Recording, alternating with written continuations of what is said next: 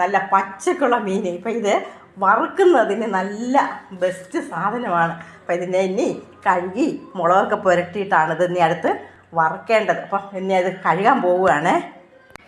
ഞാനിതാ നല്ല മീനിനെ കഴുകി നല്ല നീറ്റാക്കി വെച്ചിട്ടുണ്ട്. ഇനി അതിലേക്ക് വേണ്ടിയിട്ട് ഞാനിതാ ചേർക്കുന്ന ഇൻഗ്രീഡിയൻസ് ഇതാ വെളുത്തുള്ളി ഇതിലേക്ക് വേണ്ടിയിട്ട് അരയ്ക്കുകയാണ്. മിക്സിയുടെ ജാറിലിട്ട് അരയ്ക്കുകയാണ്. വെളുത്തുള്ളി, ഇതാ ഇഞ്ചി, പിന്നെ നല്ല പച്ചക്കുള്ള കുരുമുളകാണ് ചേർക്കാൻ പോകുന്നത്. പച്ചക്കുള്ള കുരുമുളക് കണ്ടോ.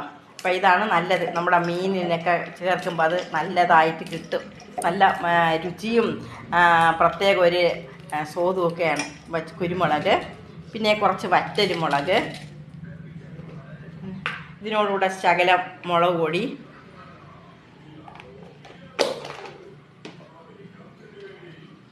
മഞ്ഞൾപ്പൊടി,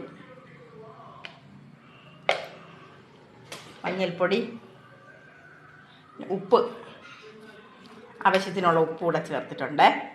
ഉപ്പ്, പിന്നെ നല്ല പച്ച കറിവേപ്പിലയാണ്. ഈ കറിവേപ്പിലയും കൂടെ ഇട്ട് മിക്സിയുടെ ജാറിലിട്ട് അരച്ചിട്ടാണ് ഇതിൽ മീനിൽ തേച്ച് പിടിപ്പിക്കണം.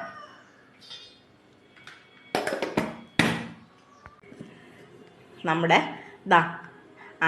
മിക്സിയുടെ ജാറിൽ ഈ കൂട്ടുകളെല്ലാം കൂടെ ഞാൻ അരച്ച് വെച്ചിട്ടുണ്ട്. അപ്പം അതിലിനി ഈ മീനിലോട്ടിട്ട് പുരട്ടണം.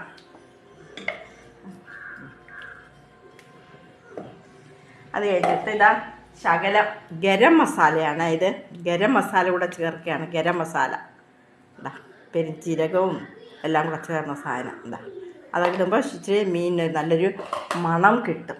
ഇതെല്ലാം കൂടെ കുഴച്ചിട്ട് ഇനി മീനിലോട്ടൊന്ന് വെച്ച് പുരട്ടണം. തേച്ച് പിടിപ്പിക്കണം.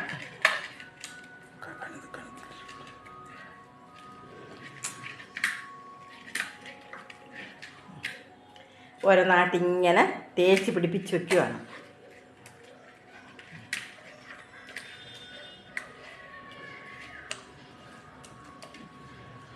നമ്മുടെ സീഡിക്കാര കണ്ടോ ഇലയിലിരുന്ന് ഇങ്ങനെ ഇലയിൽ വെച്ചാണ് ഇവരെ പൊള്ളിക്കാൻ പോകുന്നത്.